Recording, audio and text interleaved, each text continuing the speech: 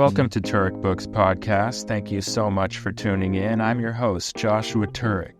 We're never going to read all the books we want, but when someone tells us about a book, that's its own valid form of experiencing it. Our guests come in to talk about the books that left lasting marks on them as readers, and that becomes a springboard to who they are, who I am, and maybe who all of us are.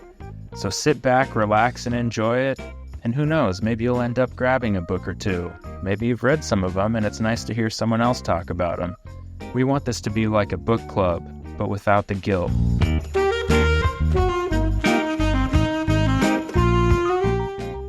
Thank you for tuning into another episode of Turek Books. Seattle, October 25th. I'm going to be at the Hereafter. I've sold 35 out of 100 tickets. Only you could make that more. Chicago, probably even less than that, but I'm at the Comedy Bar November 8th and 9th. Really excited for both of those shows, and come on out.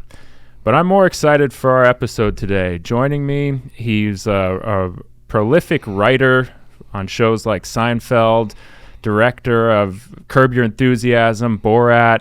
He has his own book coming out next year. And he's also just someone who I gravitate toward. We've become friends on the internet because as someone who's been at the tops of the mountains, he doesn't seem to let himself be deluded by it. And anyway, we have a lot to talk about. I know it. Larry Charles. Thank you. I'm very proud to be here. I'm happy. Yeah, good. I'm happy to have you. This will be my happy moment of the day. Yeah, it's downhill from here. Right, exactly. You start with a smile, leave with a frown. That's the Turek experience. I wonder if Mosaic realizes that that's what you have, the subversive thing going on in here, you know. Not yet. Yeah. No, we're like a few thousand downloads a week more, and then they'll be happy. Yeah, right. Yeah, exactly. But no one even knows we're here. They let me drink coffee. They're all really nice to me, so. Yeah, and I'm nice to them. I'm grateful for it. Sure, of course. But yeah, I'm always surprised when they let me in the building. Yeah, that's how I've always felt. Yeah. You know, the one thing I learned from Sasha was to put on a shirt and tie when we did Borat and sort of trim my beard and hair. And then I found people let me in everywhere. Really? Yeah, no one ever asked a question. They assumed I belonged there. It was a great disguise, actually. If you were just like looking more looking clean like cut. Yeah, exactly. Worked. There's this book called Them, written by John Ronson. I know it well. Okay. Yeah, I love John Ronson. So when he snuck into that big thing up in Northern California where all the elites, Bohemian Grove, right. That was the advice he got. He's like, hey, these security guards know that billionaires come here. Just look like a casual billionaire, and no one's going to stop you. And that's exactly, it works. Yeah, it really does work. Yeah. Yeah. Well, people are so conditioned and don't look as closely as you think they are. You know, and so you could go, hey, how are you? And walk right past. Everybody just figures it's okay until it's not okay.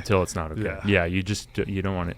I've become friends with the security guards in this building. Yeah, that helps. Yeah, Denise downstairs. Shout out to Denise. She's super cool. Yeah, and we're always talking about all kinds of things.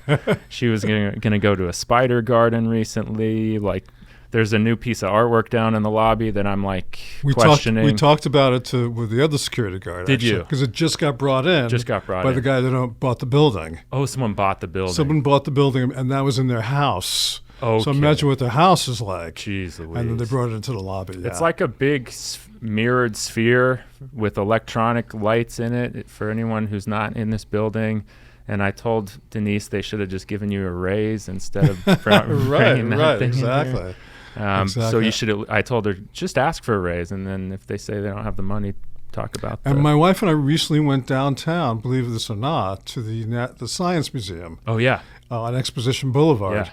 Tons of spiders there. Really cool. That's what she was talking about. Yeah. No, it's worth going. Yeah. Okay, I haven't been to that part of it, the Natural History Museum. Yeah, really cool downtown area. It's really cool. Yeah. I ride the train there from Santa Monica. Right. That's good, actually. Gets off right there. So, I love that place. I actually filmed a little short sketch there that it's kind of cool. You could kind of shoot anything now because everyone's shooting everything. Exactly. So that you can't really tell the difference between a tourist and an indie filmmaker. Yeah. If I was doing Borat today, I would do it on, the way that Sean Baker did Tangerine. Yeah.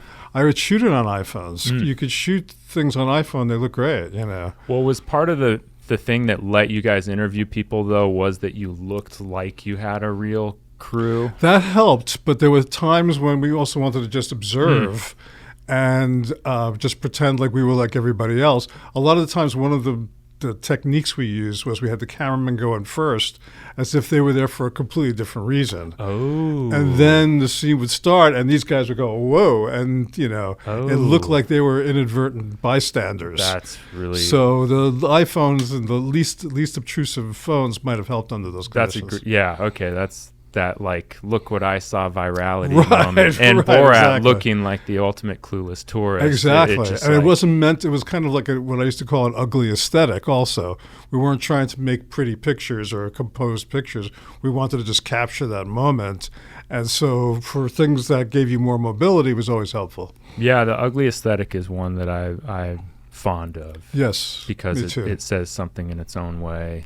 And it's also altered the way we are delivered content. I think that's why so many shows and movies fall flat, because they're just like kind of cheaply production designed or AI production designed or whatever, and they look too crisp, too slick. And we've all fallen in love with someone filming themselves in their bedroom. Well, that's why things like social media, you know, sort of has this kind of incredible audience that the mainstream media is not even aware of. Right. Because people are just picking up their phones and doing a video and reaching millions of people, and sidestepping that entire mainstream media world.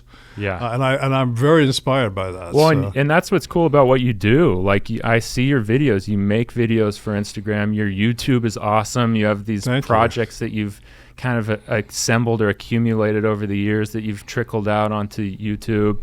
The one you made about that stand-up comic, Adam Leslie, faded comic Adam.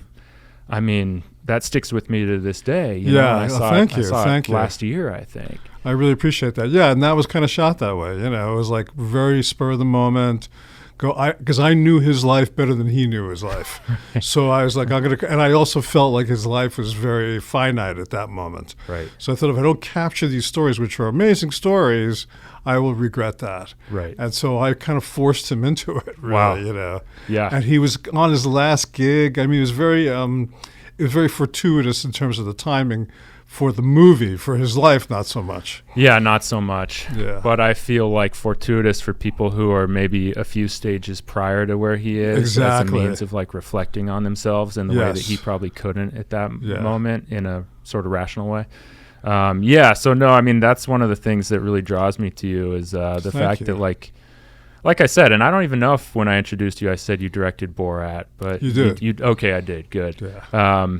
But if you like, don't say it, I usually say it. So please, yeah, exactly. No, you know, be your own publicist here. Not that you need it. I don't have a publicist.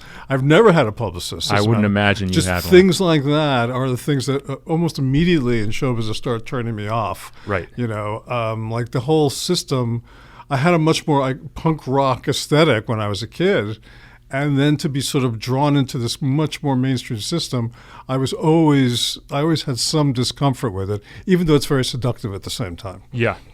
Yeah, very seductive. And the seduction, it probably is that you can say something to the world that you hope is heard. Exactly. And for the longest time, that was the only way to do it in any kind of scale. Exactly. The alternatives did not exist for a long time when I was working. Right. Starting in like in the 1980s and 70s, when I started working, that was it. You had the 3 networks, and there wasn't any other option, you know. Yeah. So it's been great to watch that expand, and how people have learned how to move around and sidestep that mainstream sort of system. Oh, the scary thing I was going to say is that the mainstream has caught up to the ugly aesthetic, and now they know how to emulate it.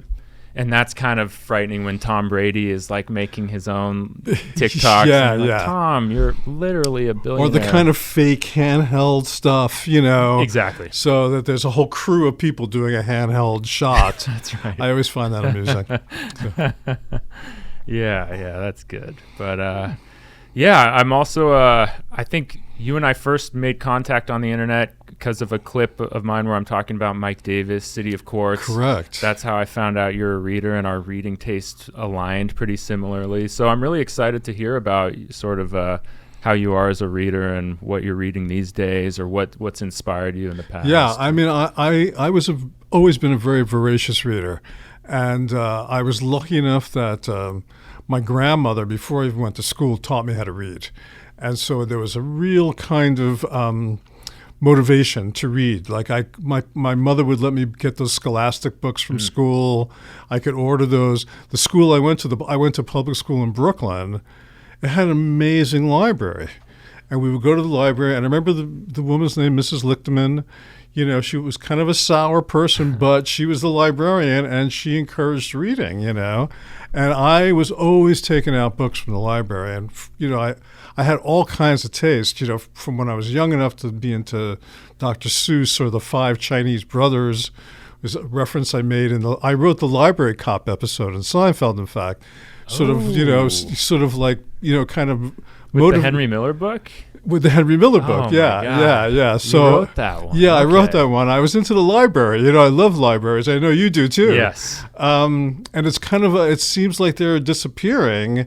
But in Brooklyn, it was a normal thing to have great libraries everywhere, you know. I've been to that Brooklyn library. Yeah, I can't remember what it's called. Isn't it right near the Brooklyn Museum? Yes, right near Prospect Park, like and all that. Fixtures. Oh, great, yeah. Grand Army Plaza, all around there. Very pretty. I was in the other part of Brooklyn by Coney Island. Okay. But still, you walked into any average library, it was stacked, you know. So I had gone through so many of the books in that library because I would read so voraciously. I would read all the sports biographies. That was something I was really into with Mickey Mantle or Satchel Paige, you know, Maybe I'll Pitch Forever. I remember all these books so well, and I loved them, you know, but I started to run out of, you know, and also I had a great friend named Neil Lipschitz, who eventually became the executive editor of the Wall Street Journal. Okay. And so we were both like really into reading and talking about the books. There was a PSA when I was a kid in elementary school where it's like at a coffee shop and a bunch of people are kind of arguing about something. And this guy walks in and he's got a paperback in his back pocket. And he takes out the paperback and he shows people and starts talking. Everybody comes around and listens to him. I was very impressed with that kind of stuff, you know. Yeah. So he soothed the argument by like by showing, look, I have the cool book and we can look at, you know. And so I was really into reading. I loved reading, and I was into comic books. I was into watching as much TV and movies as I could, also. Yeah. But I did love reading, and I even was writing. Neil used to write stories in 3rd, 4th grade. And I was like, wow, that's really cool. And I was a good artist. So I would illustrate his stories, but I was competitive enough that eventually I was like, I'm going to write my own stories. So I started writing stories like in 4th grade also, that our teacher, we had a cool teacher in 4th grade who on Fridays would let us read the stories to the class. That's cool. Yeah, so all these things kind of contributed. And in that library, there was, you know, again, we talk about book banning today, which is kind of just stunning and shocking that that's going on, because there was no censorship in this library whatsoever. And that's how I stumbled upon this first book, which is called Manchild in the Promised Land. And it's written by a guy named Claude Brown. Never heard of him, never heard of the book. The original hardcover, which I still have somewhere. I have a lot of books that are like in boxes and vaults and stuff like that. But it was like kind of a really cool black and white kind of jazz, almost like a jazz cover of just people walking in Harlem. And again, this was, I grew up in a very provincial part of Brooklyn. Almost everybody was Jewish, no black people around. Eventually, black people started to be bussed into the school, but they would come in, we'd all sit in the class, and then they would get on the bus and they would go. So no interaction really with people of any other ethnicity unless they were coming to beat us up, you know. And so I kind of saw this book and I was just kind of struck by that cover because I didn't know anything about it. And it turns out it's a memoir by this guy, Claude Brown, who wound up being a great writer. And it's about growing up in Harlem and crime, junkies, you know, a much more hardcore world than I had been exposed to where I grew up, where I was going to Hebrew school and I was in Little League. And now I'm reading about a whole different world that's in the same city that I live in. No idea it existed. Nobody told me it existed. And it was one of those books that really, I think maybe the first book that blew my mind. You know, it's like, wow, drugs, crime. This guy pulls himself out of it. He goes to prison. He's like he's the same age as me, maybe a little bit older, but he winds up in prison. He winds up a junkie. His brother goes to prison. I mean, just a broken family, but somehow he finds redemption, and pulls himself out of it. And that book was like the first book that made me realize there's more to the world than Coney Island. And that was really a fascinating experience for me. And then I start to seek out things. There wasn't that many things. There was another book by a guy named Puri Thomas. It was called Down These Mean Streets, and he was a Puerto Rican who also wrote like a memoir about how tough it was. And I was like fascinated by this other side. I lived right next to the train also. Right. So it was like literally the other side of the tracks to some degree. Although I grew up very, working class, almost lower class kind of background. I grew up in a place called Trump Village, owned by Donald Trump's father. It was a housing project for lower income people, that he somehow managed to exploit, but we don't have to get into as they that. As they do. As they do.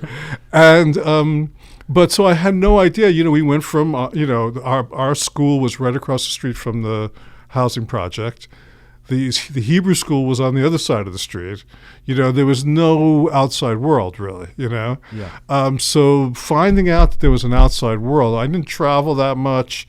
If I traveled, I went to see my grandparents who also lived in another Jewish neighborhood, or my aunts and uncles. Everybody was in Brooklyn, and certain parts of Brooklyn, because Brooklyn, as massive as it was still broken up into these neighborhoods that were very much based on ethnicity and race. So this book was a book that's always stuck with me. I always think about it. I go back to it. It resonates for me still to this day. It was like a look at reality.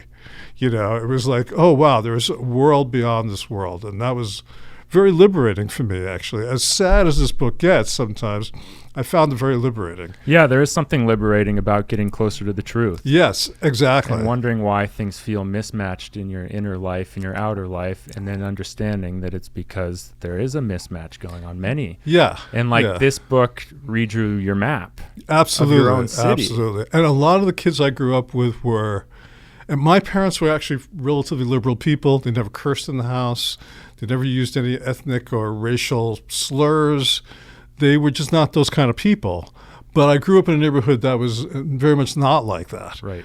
A lot of my friends were just like very comfortable, not only insulting whoever, people, we didn't know what a homosexual was. Mm-hmm. We just thought it was somebody that wasn't good at sports, but it was enough for them to get beat up, And I was like an outsider always watching this stuff going, I don't get it.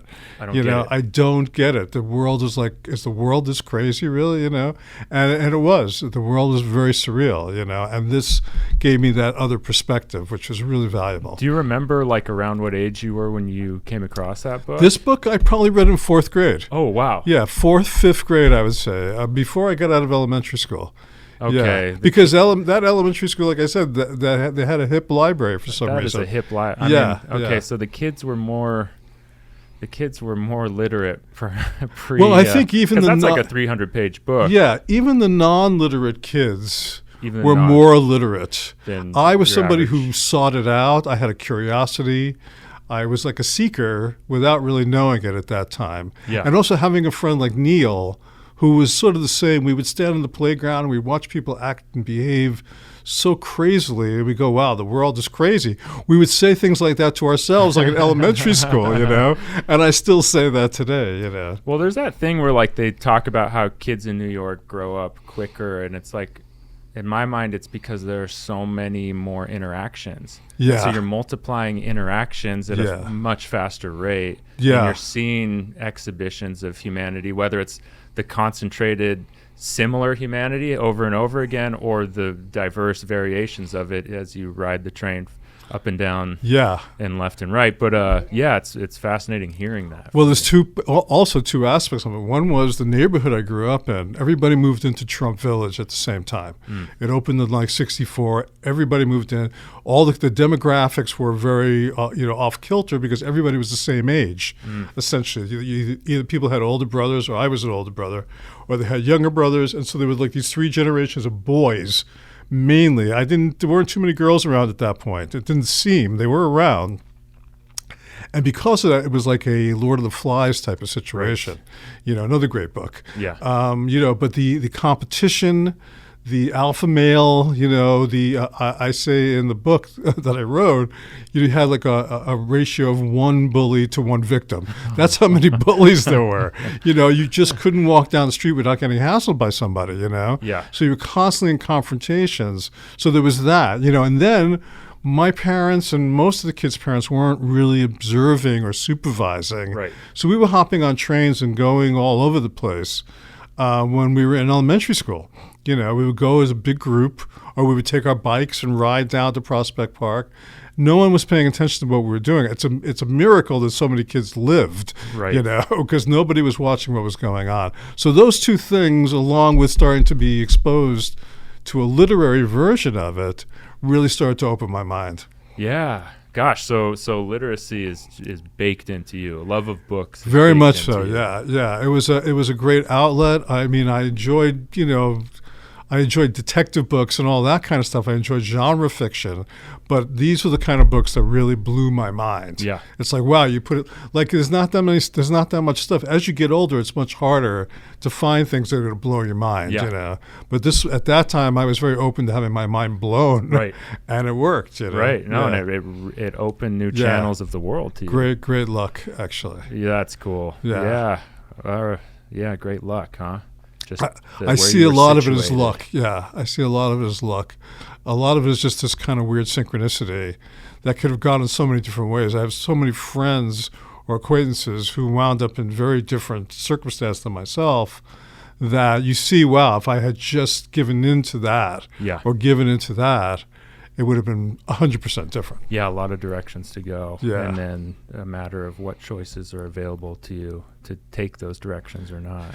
Exactly. That choice thing is very interesting. How much is, your free will and how much is really everything else that's gone into your brain at that point that's pushing you in a certain direction, Yeah.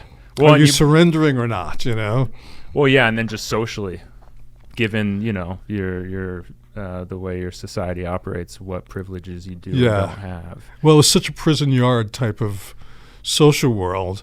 And at a certain point, too, I was really just kind of not into that. I was not into going downstairs and knowing there's going to be a gang fight. No, you know what I mean? You would know that you would hear, 33rd Street's coming to the neighborhood tonight. It's like, and I would go the other way. I started to kind of hang out by myself. And that's a great environment for reading. Yes. My mother would be worried about me. Like, why are you home? Why don't you go out? And it's like, no, I don't want to go out. And I started dreaming of other places. And eventually, when I was old enough, I would go into Manhattan myself and just wander around the city and do that kind of stuff and get home before anybody noticed.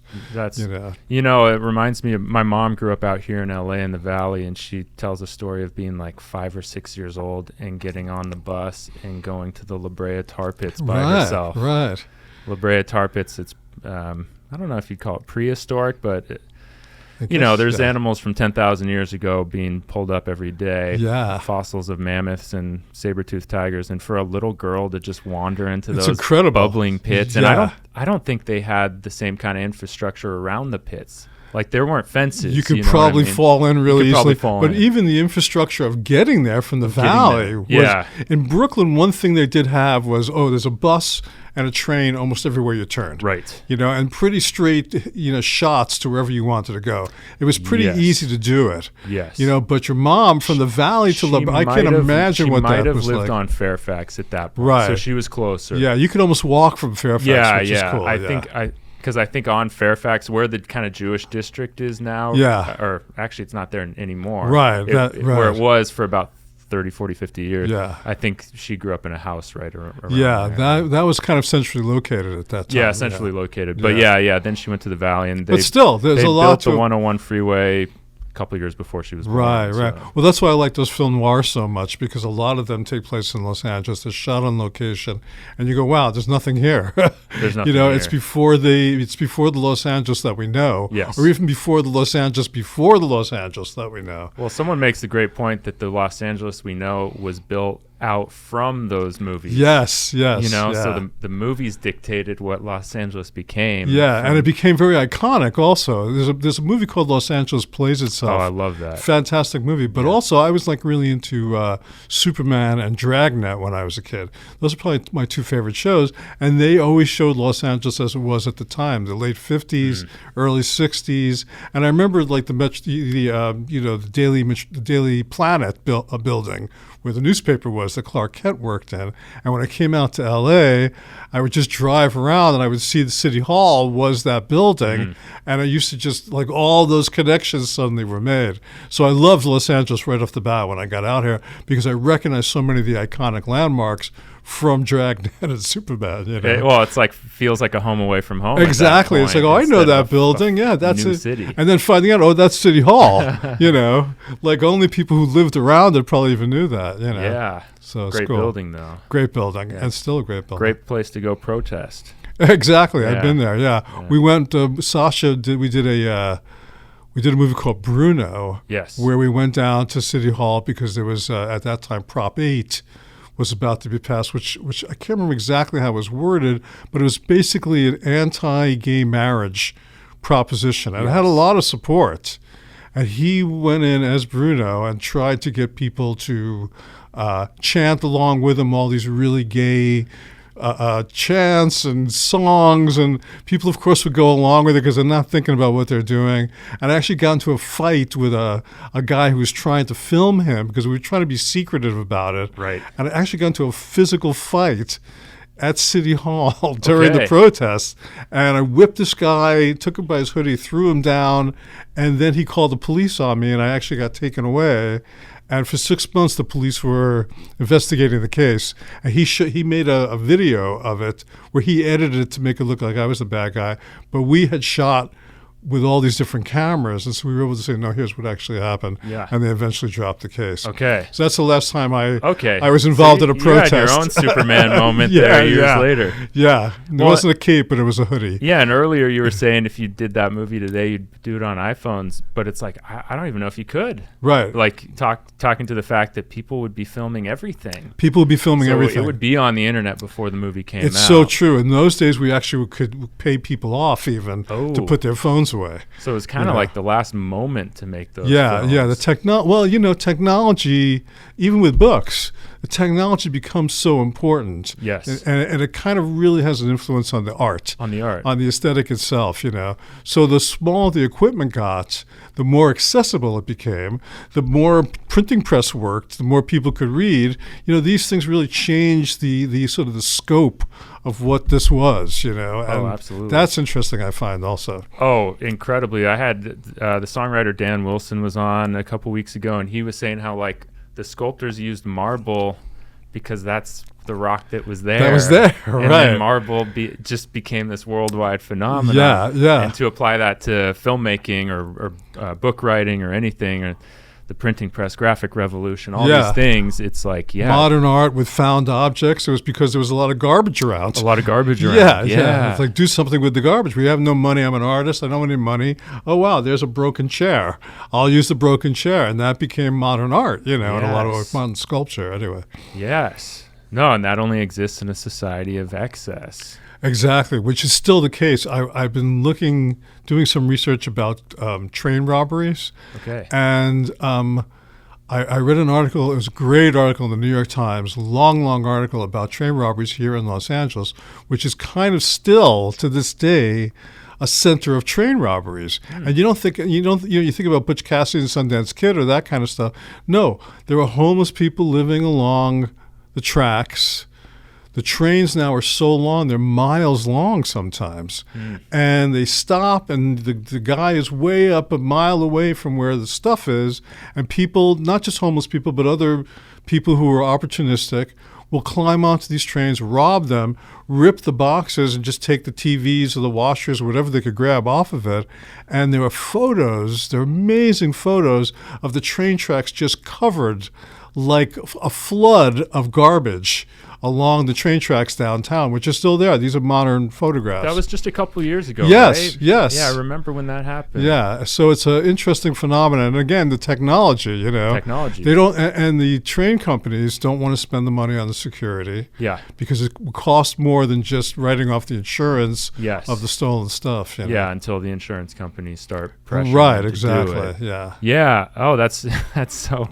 Well, I rode the passenger train down to Long Beach, and I think I've brought it up on the podcast too. There was a guy selling tasers on the train, the A train, and he'd fire them off and spark them off into the air to let you know they worked. And he kept calling them the big ones, He's like, we got the big tasers, and they were big. And people probably, if they had the money, they probably bought it. If I had the cash, I would have bought it. Yeah. It was only $40. Yeah, exactly. Exactly. It just felt like a great deal. It's its own black market economy. Yeah, but almost like some remnant, some shard of that Butch Cassidy day of not train robbers, but even just the idea of the kind of some sort of there's no need to West. hold people up or shoot people or do it. You literally can climb on the train, take whatever you want, and they often, and they said in the article, the train wouldn't find out till maybe 1,000 miles later that it was ripped off. So it was a perfect crime. Yeah, really. perfect crime. Yeah, I'm with crimes like that. Me too. With them. I'm not doing them. I don't. Well, they're revolutionary in their own way. They are. But again, the system. Part of the reason is the system kind of built. It's built into the system. That's right. It's like all that stuff. If it was really valuable, probably they would do something about it. Yeah. But they have made the decision that it's not that valuable. And then you look at those train tracks and see all that garbage, including merchandise, just strewn everywhere that doesn't have any value.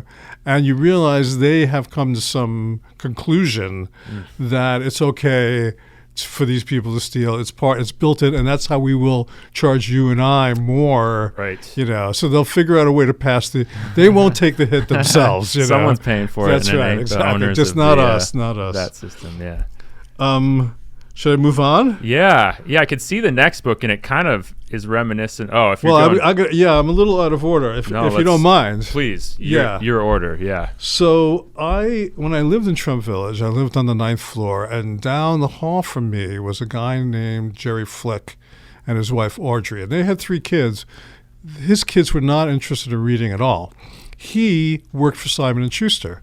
He was like a salesman, and so he would bring home stacks of remainder books and just come to my house and go, hey, you want these? Cool. And I would get like 10, 12 books, like once every couple of weeks. Oh, what a dream. All kinds of books, And one of the books he brought home was this Confessions of a Cultist by Andrew Sarris, who was the Village Voice. Again, I didn't know who he was. I didn't know what any of this was. But he brought it home, and it was part of that stack. And I started opening it up, and it's it's movie reviews from 55 to 69. So a lot of movies that I had never seen and didn't see until I was way older. But I learned about Godard and just from like going on the toilet and thumbing through this book, And I would be fascinated, and I would read it like I had also my parents, for some reason, one of their brilliant moves was they bought me the World Book Encyclopedia. And my younger brother had no interest in it at all. And every year they would come out with the yearbook, and I would immediately go to the yearbook and look at deaths of notable persons. I was fascinated by that. But when I went to the bathroom, I would take E with me, you know what I mean? And I wound up reading over and over and over again the World Book Encyclopedia. And I really, I was great at Jeopardy, because I just read the World Book Encyclopedia as one of my things. And this was another book that was perfect for that situation, where I'd read these movie reviews of Jean-Luc Godard or Truffaut or all these different filmmakers, Antonioni, filmmakers that I never heard of, never saw their movies. And for years, that's how I knew about their movies, was by reading this. And so then once I had the opportunity to go into Manhattan and go to the revival theaters, which was a thing at that time, that also kind of doesn't really exist as much now, I was able to then confirm. I said, oh, yeah, I remember reading about this, and it really, that was the first time I got sort of opened up to cinema. It's like, wow, there's a whole world beyond John Wayne and Humphrey Bogart. As much as I love that stuff, it's like there's a whole world of people speaking in foreign languages even, and I really, really got into that. So this book really turned me on to the potential of movies. And I think that was one of the things that also planted a seed in my mind of like, wow, I'd love to be part of that world somehow. I don't know how. I'm from Brooklyn. How the hell am I going to do that? But I was it was like a fantasy almost to read about those book reviews, those movie reviews. Yeah, and it's just the way it seemed to connect the dots to culture. Yes, between you, a culture that Brooklyn. And my parents were very cool people, essentially, but they didn't know anything about this. Yeah. My father was a failed actor and a failed comedian, so he was really into like Jimmy Cagney and Bogart, and he would be constantly asking me, "Do you what's the monologue from White Heat?" Or, he would like constantly quiz me like that. Not about math or science, but about show business and movies, And I got to know that stuff really well also. But this stuff was stuff that he was not really exposed to or interested in. People speaking foreign languages, that was a hassle. Yeah. So you didn't see it on TV either. And so you had to go to a movie theater to see a movie with subtitles or dubbed. More popular were dubbed movies at that time. But still, you were seeing Milan or you were seeing Paris, and that was kind of like traveling to these places. And I would have to do it in my mind for a long time through these movie reviews. So this book was a book I went back to over and over and over again over the years. Yeah, I mean, just hearing you describe that so well, it's like, yeah, before the internet, before you were inundated with the ability for your mind to travel anywhere. Yeah. And by the way, encyclopedias for the younger crowd, that's like Google without the ads. Right. That's it's Google, hardcover Google. Hardcover Google. Yeah. But just the idea that like you are literally only finding the world if you're actively seeking it. And so much of that world is first initiated in those books. And I had, again, why my brother, I don't know if my brother, when the last time he read a book. Yeah. He didn't have that kind of curiosity. He was more into like the peer group, wanting to go downstairs and hang out and stuff. And I like that too to some degree. But as I said, I got alienated very quickly from that environment. But for some reason I was curious. I was curious about things that I don't really have any reason to be curious about. Yeah. But I was. And then I would find something by accident that would pique that curiosity. And this is one of those books. It's like, wow, I never knew this world existed, and now I can never forget this world exists. Yeah. I want to be part of this world if I can. How do I do that?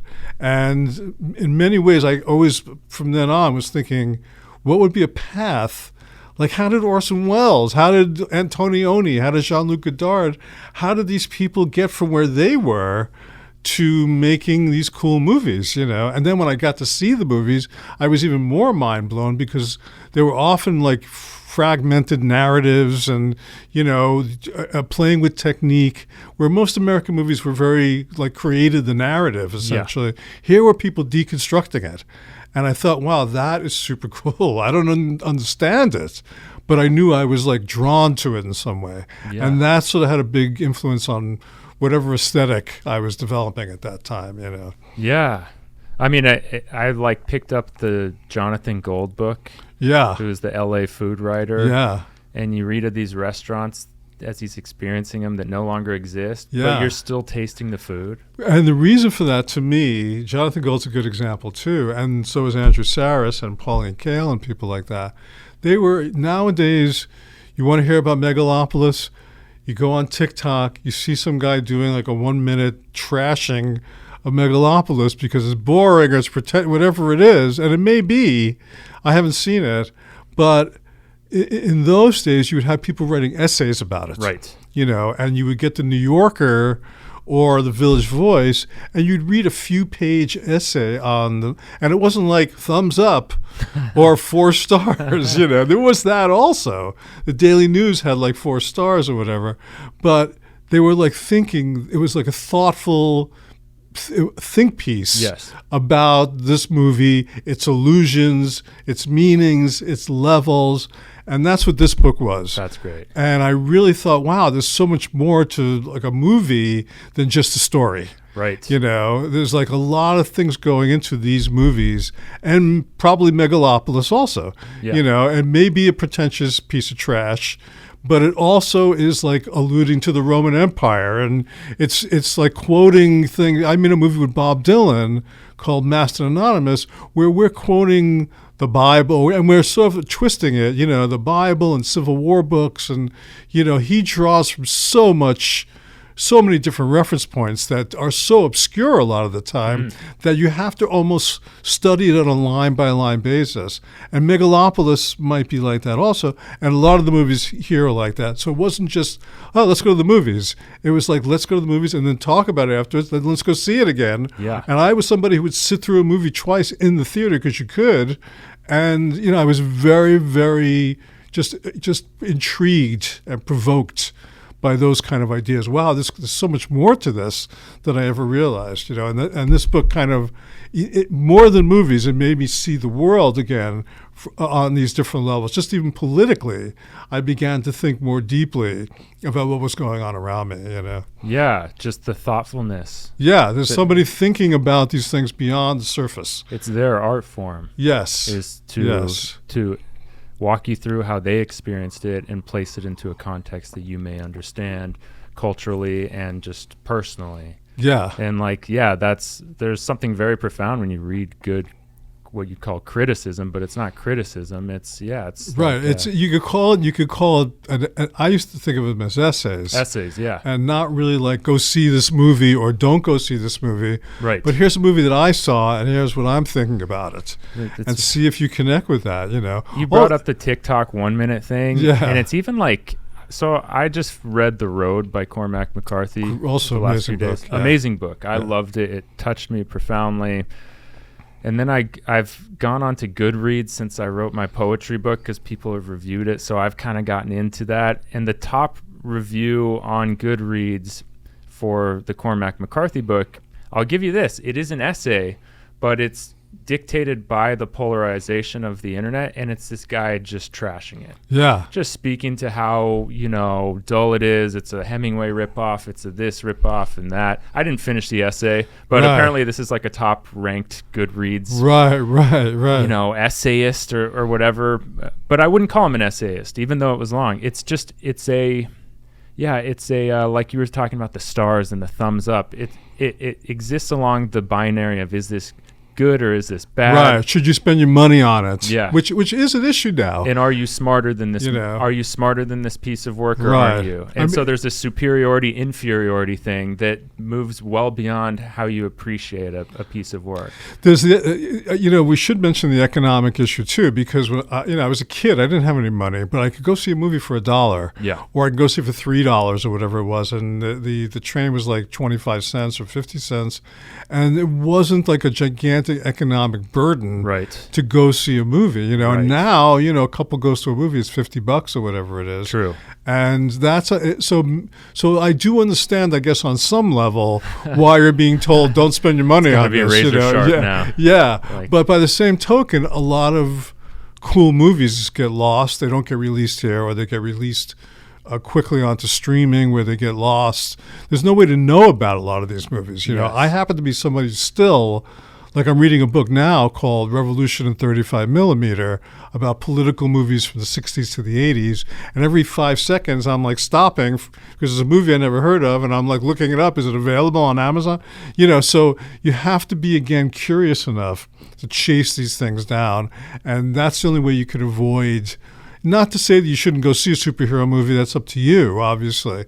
But there's a lot of other stuff going on still in cinema, mostly from other countries. Yeah. That is fascinating and very, very different than the mainstream American entertainment. Well, and not just price then. You're speaking to the points you made with the train earlier and the gross excess. Yes. There's a gross excess of entertainment products Yes. now that some you can call artistic attempts, some you can call products. Yeah. They all live under the same umbrella of movie distribution. Yeah. And so maybe that critique in the way that this Goodreads guy wrote it, it's because, we don't have the same luxury of stumbling into a matinee. Right. And the cost, like you said, paying a modest price to get in there. But also, like, the amount of movies we can take in physically over a given week. Right. It was more of a thing to do also at one point. And also how the economics changed dramatically at a certain point. Up until the mid-'70s, if a cool movie was opening, a movie that might be considered a big hit eventually, it opened in Manhattan. This was in the early 70s in Manhattan, which was a pretty unique place at that time. They would be like an Al Pacino movie like Dog Day Afternoon, or even The Godfather. I guess The Godfather is when it really starts to change. But like think about like Dog Day Afternoon or Serpico or some of those cool movies from Al Pacino's career. They would open in one theater. You know, it was one theater. It was on 59th Street and 3rd. And if you wanted to see that movie, you had to go to that theater. Right. And you go there and there'd be lines around the block. But it was like then, if there was an audience for it, they would start to widen it out. Then Jaws came along, Godfather came along, Star Wars came along, and suddenly they were like, why are we doing this? Right. Let's just open it in 3,000 theaters right off the bat. Right. And that created like this kind of blockbuster mentality. Well, and they had the media to proliferate it. Exactly, right? exactly. There were probably more channels on TV. That's right. More programs dedicated and to... they figured it out. They cracked the code. Right. What's the formula to get the audience into the theater? And with those movies, those three particular movies, I feel, they had figured out a way to market them in a way to get people to come. And then because the theaters, many were owned by the studios, and it was like a symbiotic relationship, they were able to get these movies into thousands of theaters. And that changed. If you want to see a movie in Boise or in Wichita or in New York, that was the movie that was going to be playing. Right. You know. From Jaws onward. Jaws and those kind of things, yeah. And not that those are all good movies, too. Yeah, they are. I wonder what was lost by doing that. I think the habit of, like, seeking. You know. Yes. Yeah, I think that may have been the thing that was lost. Yeah. You know, because if you wanted to, you were conditioned also by the marketing. The marketing got much more sophisticated. Right. You know, so you had to see this movie. Right. You know, whereas the movies in here, you didn't have to see. And that was a treasure hunt. You had to, exactly, which is fun for a lot of people like me, but for a lot of people it was like too much work. You know, what's the point when you could go see something that's satisfying, you know, that's playing everywhere? You don't have to go all the way into 59th Street to see it. It's playing in Brooklyn at the Mayfair or any of the other great Kingsway, all these, which were great movie palaces also. But without the work, you are losing some sweat equity into what you're going to go see. Well, it's like music too. You know, you like to find the bands, especially when I was younger, you want to find a band, and you almost felt abandoned by the band once it got popular, you know, because you had found the first album, whatever. And it's the same thing with the movies in a way. You found in that Jean-Luc Godard movie, it's like you felt possessive about it. Yes. You know, it's like, and I love the esoterica of it. Also, I love the fact that they were obscure. I was very attracted to the obscure very early on also. Well, the other thing is when it finds you, maybe because you don't work for it, it's close enough, but it's not it. Even to this day, I got rid of my Spotify, but like Spotify would give me my recommended playlist, and very rarely did I like the songs. They had all this data on me, but when it came to me every week, and very rarely would I like the songs. And I understand. Yeah, it's like a close enough thing. And same with films. Yeah, they all land at your doorstep, but yeah, maybe because you didn't go find them with the DNA of your own experience, it's not going to mean the same thing. The only equivalent that I have found to that is YouTube, because on YouTube I'll I'll just kind of I'll look through YouTube like I used to go to the newsstands all the time to look at magazines, and I'd buy magazines I'd never heard of, or I would look for movies in the revival theaters that I'd never heard of, and I would just go to those, like Sallow by Pasolini, you know, and I find that YouTube I can kind of just browse, and suddenly, here's a documentary about noise music, and I'll start watching it, and I'm stopping it every 3 seconds to go, okay, wait, let me see if this, is it on Apple Music, you know, and how do I find it? And it's so that's been my kind of equivalent of still seeking. It's the newspaper stand. Yeah, exactly. Yeah, that's how I found the rise and fall of the decline and fall of Western. The punk rock documentary by Pamela Spheris. Right. Is it The Decline of Western Civilization? The Decline of Western Civilization. Yeah, there's a version of it that's just on YouTube. Right, exactly. A lot of these movies are on YouTube for free. Yeah. And or they're broken up into pieces even, which is fine. Any version of it I'll accept. Decline of Western Civilization is a very radical movie. Yeah, made by a filmmaker who was, you know, had made a couple of really commercial movies, but had this desire, this sensibility to explore this other world. I lived on Cherokee in Hollywood. When I first got out here, and that was like a punk rock street. I mean, I remember Darby Crash from the Germs stumbling down the street, or people throwing full beer cans at you. It was really crazy, you know. There were like lesbian gangs on the corner by the pizza place, wearing big knives, you know, and I was just like fascinated by that world. You know, it was like funky, you know. And here's another thing about Hollywood Boulevard at that time, late 70s, every side street off of Hollywood Boulevard had used bookstores, like stacked, weird, little dark used bookstores.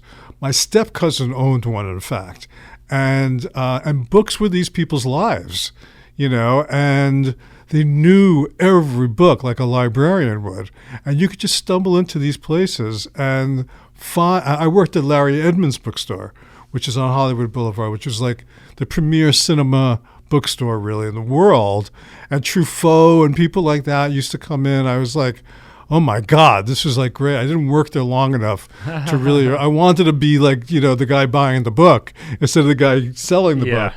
But I did find that to be a great world that, again, exposed you to books that, you know, wasn't like as great as Barnes & Noble is. You know, these were books that were like not in Barnes & Noble, you know, or Dutton's at that time or whatever it was. Yeah, because I moved to Hollywood in 2003 as an 18-year-old, and there was a Borders, and that quickly became a pharmacy. Exactly. Samuel French down on right. Samuel French was another cool place. But that's West Hollywood. You know, it's like right. You had to get to Sunset somehow. Yeah, exactly. And you'd have to walk through a graveyard of broken dreams to get there. Yes, because it really had that feeling by the early 2000s. And there were those newsstands. There was the World Newsstand on Cahuenga, and right off of Las Palmas, there was another newsstand there, and they were dense with all kinds of, you know, eclectic periodicals. Yes. And, you know, you could just, if you had the money, and I was like working as a parking valet or whatever, but that's what I would spend my money on, was like I would buy like 10 magazines that kind of turned me on to like skating culture or, you know, punk culture or just whatever. And a lot of times I had no access to it except through the periodicals. Yeah. Well, backtracking. I worked with Bob Dylan too. I was a barista at the coffee shop he not so secretly owned. Where I first Santa met Monica. him. That's where the first place I met him, actually. Okay. Yeah. In fact, 18th Street Coffee. Yeah. Right. Exactly. Which is still there. I don't know if he still owns it. I think it closed during the pandemic. Right. It seems like I was. Is it open? I drove by it. Really? He actually, I think, owns that entire block. Yeah, that block. But when I was first asked would you be interested in meeting Bob Dylan to talk about a project, I was like, are you kidding me? I mean, of course I would.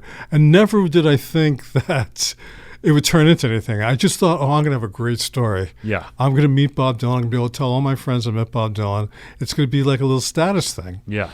So when I got there, and I sat down, I said, I'm here to see, Bob, trying to be cool about it. And they were used to that. The people that worked there, they said, okay, just sit down over there. And eventually from the back, because he had the boxing ring in the back. Yeah, the boxing ring. And he kind of stumbled out in exactly the same clothes that he wore through the entire 2 or 3 years that I knew him, just like the gray hoodie, fatigue pants, and these big kind of combat boots. And we sat down, and somebody came over to the table and said, "You guys want something to drink?"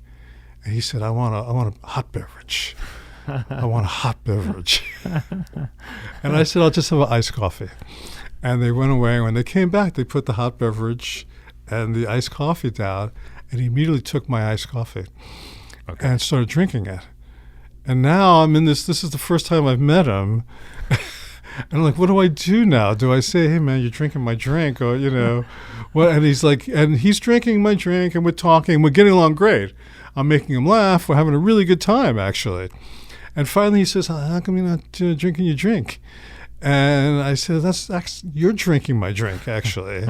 And he kind of laughed. I don't know if it was a test or whether he wasn't thinking about it or what it was. And that kind of bonded us, actually, weirdly enough. Okay. Yeah, and we started working right then and there on this project. No kidding. Oh, yeah, Just like the moment of confrontation bonded you? Yeah, he's the kind of person where he's so off the cuff in his decision making. Yeah. And trusted so much. I mean, the thing that I learned from Bob Dylan is trust your instincts. Yeah. Don't question them. They could be totally wrong, but that's all you have. Yeah. Just trust your instincts. It was really like a liberating lesson. And because when I wanted to direct a film, and I was like scared to ask, and I had directed one curb, and I couldn't believe I had directed one curb because I finally was now a director. And I would say to my wife at the time, "What do I do? How do I bring this up even?" I mean, anybody would want to direct this movie. Martin Scorsese would say yes. Anybody would say yes to this movie. How am I going to say to him, "I think I should direct the movie"? And she said, "You're just going to have to ask him." And I went in one day, I went, "Bob, I have to say, I really know the material really well. We wrote it together. I think I'd be the best person to direct the movie." And he was like, "Okay." And then he went back to whatever he was doing. And that was it. As simple as that. Yeah, it was as simple as that because he trusted it, Well, that almost was its own Curb episode, you and the Bob with the coffee. Oh, very much, yeah. In Santa Monica, nonetheless. Very much, yeah. Well, and trust me, as someone who made him coffee and was terrible at making coffee, I think he really didn't know. I agree. Yeah. I agree. Yeah. Because I had no idea I would just fry those lattes. I just thought you just try to build a bubble bath out of it if you can. Sometimes you can't. And pour it in and let it rip. No one was coming there for the coffee, and yeah, he didn't seem to be a stickler. I didn't ever meet him though. Yeah, it was probably later than that, and he'd be in and out through the back. But yeah, he's saw him such a brilliant guy. And we're talking about books. I mean, he's the most well-read person. Oh, interesting. I think I ever met. No kidding. Oh my God, and not just well-read, but like memorized. Like I've read a lot of books, but I can't say I've memorized much. But he can draw lines and sections from books. If you've ever noticed him on stage, he never, for all his dense wording and lyrics, he never looks at any kind of teleprompter or anything like that. He knows, he has some kind of savant-like ability. His mind works. Yeah, and so he knows the words to all his songs. 500 songs or maybe more. And those long, hard rain, blown in the wind. He knows them all by heart, and never wavers. Unreal. That is unreal. I mean, that was my epiphany this week, as I understood that I don't take. My whole thought about reading now is, I don't need to absorb what I read. It's just a pleasure encountering it. Yes. And that's where I got to live with it. Yeah. Because, when you're younger, you're so memorization is such an important part of schooling. Yeah. At least when I was a kid. I don't know if that's still the case, actually. I don't either. But you would have to kind of memorize if you were doing a play or reading plays. I got into reading plays for a long time. In fact, the book that I didn't bring today that I thought about from high school was The Essential Lenny Bruce. I had never seen Lenny Bruce before. Where were you going to see him? There was no YouTube. Yeah. There were no movies about him at that time.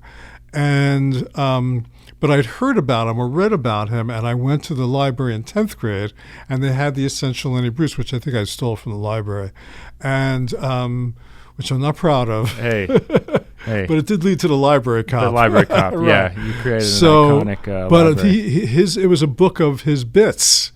And I would work on trying to just learn his bits, just so I had it in my head that I can kind of reel it off. Because I was pretty good with movies, because my father would drill me, So you started drilling yourself? Yeah, I started drilling myself a little bit, and I was pretty good at it for a while. But that book also was like, wow, there's stand-up comedy that I had never heard, the allusions to these literary things, these political things. He wasn't doing like mother-in-law jokes like Alan King and people like that who were great, and I loved them. Yeah. But he was doing like, about John Kennedy being shot and stuff like that. I was like, wow. Again, you could do that, Right. Wow. I Wow. didn't even know you could do that. He was like dead by the time I even got conscious of him, Eye-opening. Yeah, These very books just eye-opening. kept giving you aha moments. Yes. They kept just broadening your world. Yes. Which is, and also probably encountering his work written versus nowadays, if a kid likes a comic, they can see their TikTok, their YouTube. Exactly. And you're seeing the wording in the sort of arrangement of the words. Yes. And you can, the mathematics of a punchline. And I'd have to figure out what it sounded like in my head. Yeah. Which was sometimes different than the way he did it. And he also was a great master of voices and dialects and things like that, which I couldn't imagine in my own head. But that he was able, once I heard his records, it's like, oh, wow, he does this like in a Yiddish voice. Mm-hmm. Or he's doing an impression of this obscure actor. It was hard to really know that stuff. So I was really getting like, just this kind of transcript. Yeah. It was fascinating. The it was fundamentals. Great. Yeah. And that you talking about that actually brings me to another book. When I lived in Trump Village, it was right off Brighton Beach Avenue, and this was another place like in the 60s where there were lots of used bookstores. It was because used bookstores are cheap stores to open for people. Like, it didn't cost a lot of money to have a little space and throw your used books in there and sell them, And I would go to these different bookstores, like on after school. I have like a quarter, literally, and I could have a quarter to buy a used book. And I didn't have like a preconceived notion of what book, because again, how many books could you know about? Yeah. And I went into one bookstore and was looking at one of those kind of turning things that had all the books on them. Yeah. And again, it's interesting that this is the original cover, but like Manchild and the Promised Land had a different cover, and this, Catch-22, had a very different cover, as did the next one. And the cover caught my eye. Catch-22, I liked the title. I saw that it was like some kind of war thing, and again, no idea what it was. I read the back, and the back sounded really like cool. It's like, wow, this is like a comedy about war? It's like I'd seen Duck Soup. There were not a lot of comedies about war, at that point. Yeah. This is before MASH came out, yeah. And there wasn't a movie yet or anything like that. Because this is in elementary school, maybe 6th grade. So, for a quarter, I took a flyer on it for a quarter. I bought it, and it was all like, thumb through and everything like that. And I started reading it, and it was another one of these mind-blowing experiences. Like that question of like, wow, you could do this. You could do this. You could make jokes about people being killed in war or the absurdity of war. Americans against the Nazis, and it was like the Americans were coming off like idiots and greedy, and it was like that was another life-changing moment. It's like black comedy. That was the first time I think I'd heard the expression black comedy. Dark stuff that shouldn't be funny. That was funny. Yes. Because it was laugh out loud funny and horrifying at the same time. And a lot of my comedy over the years, I would describe the same way. Things that you shouldn't really be laughing at and finding a way to make you laugh at it, Yeah. And I happened to work with a lot of cool people who had that same sensibility and were looking for a way to kind of, change that formula from things that you think are funny and are funny to things that are not funny. Handicap, with Larry David, I mean, we were like looking at all kinds of subjects that were stealing a book, that were not particularly on the surface funny things. And we found angles. He was great at finding angles that was funny. And Sasha, too. Both of them were really great. And even Bob Dylan in that respect, finding things that wouldn't normally be subject matter for humor and finding an angle in. So you could almost deal with any subject if you found the angle that gave it the comic hook. Yeah. And that's what this book was. The absurdity of war. I had no idea that idea even existed. That you could make fun of war and be so sacrilegious and iconoclastic about it. And that was again, another big mind-blowing event for me, was reading this book. Oh, that's so interesting. Yeah. Yeah, I mean, it's the absurdity of war and the absurdity of hierarchy and very much and the contradictions of bureaucracy. Yes. And I read that book as a teenager too, I think. Yeah. But, I came later and I'd already been inundated with media that made light of these things or whatever. And so, it was a different experience just by virtue of the time that I read it. Yeah. But even those ideas still stick with me to this day. Yeah. So very impactful. Yeah. Your humor, your comic sensibility, and my comic sensibility are affected by these things. Yes. Who are we? But these things that we accumulated in our brains that we somehow through our own filters, spew out. Yeah. This book had that kind of impact on me. It's I never could see anything the same way again, really, because you're saying, there was not just about people being killed and it being funny, but the hierarchy, the absurdity of a major, or of the Catch-22 itself. Right. That if you were crazy and you wanted to get out of flying the missions, then you weren't crazy,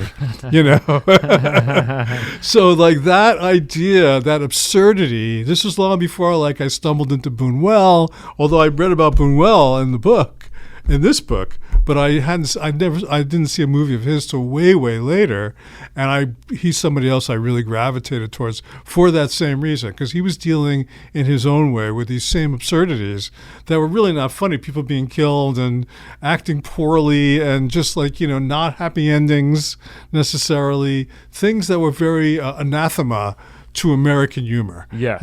Well, and coming at it from the American empire lens, because I think in war, look, as a comedian in a comfortable country, you're constantly picking up these breadcrumbs and arranging them in the right way and building a pie out of your crumbs. Right. Whereas if you're in a foxhole, things are dangerous, they're scary, and you use humor to cope. Every paramedic I've ever met, every first responder I've ever met, they all will tell you that they have the darkest senses of humor and that they need to have them. Yes, that's a survival technique. Yeah, I did this show, Dangerous World of Comedy, where I went to these war-torn countries, Iraq, Somalia, and there were always comedians there. And even the soldiers and people like that I would meet, they all had the sharpest senses of humor. They had to live. Yes. Because otherwise you would just collapse under the weight of it. The horror of humanity is overwhelming. And the way these people coped was by having to laugh at it. And again, that's one of the things that was great about MASH too, and again in the book, originally, as I read it, was in the operating room, they're making jokes. While this guy who's just been horribly wounded, and so that really is a coping mechanism. Yeah, a coping mechanism, and then the humor shines the light on places that you otherwise wouldn't go because it's sad. Exactly. And so you're taking people into these places that ultimately the goal is to humanize it. The goal is to get the laugh, but it's also by getting that laugh, you're humanizing an experience and drawing people closer and making to it relatable. Inadvertently making it very relatable. That people, if they allow themselves, see, I find also, and I don't know if this has been your experience, but I find that people now are a little bit more sensitive about stuff like that. So there'll be sometimes a lot of kind of reaction to things that it was okay to laugh at, and it's still okay to laugh at, and a lot of people do laugh at it, but there is a contingent of people that have not had the kind of references to be able to see why humor, dark humor, black humor is a coping mechanism. Right. So they just find it to be unfunny. Right. Tasteless. Right. And in fact, Lenny Bruce or this book, they're about tastelessness. They're about pushing that boundary of what good taste is, which is an imposed societal thing. And if you go past that, that's where the art is. You have to be willing to risk grossing some people out, and that's what I, again, like a lot of the stuff that I do, that's my goal. It's not so much to gross people out, but to find out what that line is. What is the line? It's not written in stone. There's not a book that you could buy that goes, this is funny and this is not funny. You've got to discover that for yourself, and who you are is part of that discovery. And then you can now experiment with that line. Well, and I feel like it's a theme of this conversation, you're redrawing the map. You're redrawing that line, and now you've humanized a portion that's been kept in the dark. And it's something that's been living in either people's heads or in the world, and you're showing more of it. And that conversation, I got to believe, allows us to gain empathy and get closer to the communal experience that we're all sharing. It gets closer to the depth of who we really are. Right. But if the laugh isn't there, sometimes it shrinks the map a little bit. Right. And people recoil and people feel vulnerable. Some people just feel too comfortable. And they want to remain comfortable. And look, I like that too. I don't necessarily want to be drawn into it all the time, but I do know how important it is, and how important it's been to me, tapping into that deeper place that you keep suppressed. If you could release that, it's, again, I use the word liberating a lot, but it's liberating for our humanity to be able to see that it's a bigger picture than just this narrow view of like, oh, this is horrible, or this is bad, or this is good. It's not that simple, but we're taught, and it's easier to accept that it is that simple. So artists who are able to expand that, that really had a big impact on me. Well, and that simple is like, yes, we all need to find agreements on behavior and all of that. I understand that, morality, law, whatever. But I keep harping on this recently, is like that middle is also market neutrality. Right. And it's appealing to a broad-based market and not skewing that, because then they lose their grip on the market. And they don't know where the market is anymore. It's also, as much as I don't understand it at all, it's the algorithm. Right. That's what the algorithm is about. It makes it kind of draws everything to a center. It silos it. And makes it very similar. Makes everything very similar, where the breakout stuff is the stuff that's nothing like that center at all. And that the audience, again, with like the first time we showed Borat to an audience, and they were screaming and just reacting like in a way I'd never seen in a movie theater, I realized that this was a movie they wanted to see, and they didn't even know they wanted to see it. Real. And that's what I really feel is like an amazing experience, when you were tapping into something that people didn't even realize consciously they wanted until they were given it. And that's art that's sort of in the forefront, in the avant-garde, rather than pandering to them, which will give them a certain titter, but it will not be long lasting. And that's a big difference, and much harder to do, I think, as time goes on. Absolutely. They talk about how like you can't really form trends anymore because the marketing departments of all these brands are so on TikTok, and they're so on all the social media, and they're so on the events culturally, that as a trend starts to bubble up, there's already a commercial made about it. That's 2 days later, as opposed to 2 months, a year later, how it used to be, where like, they're doing they're using the slang that was hip a year prior. And so similarly, I gotta think that's how it is with creating something fresh. And again, it's not even spontaneous, or just one big large movement. And it's not, and this goes back to Bob Dylan to some degree, it's not so much of a conscious thing. It's about getting past your own consciousness to that subconscious level, that unconscious level, and just tapping into that and seeing what comes out and failing. No one has failed more than Bob Dylan. He has had humiliating public failures. It never daunted him. It never stopped him on his path. Larry David, the same thing. massive. He was a complete failure.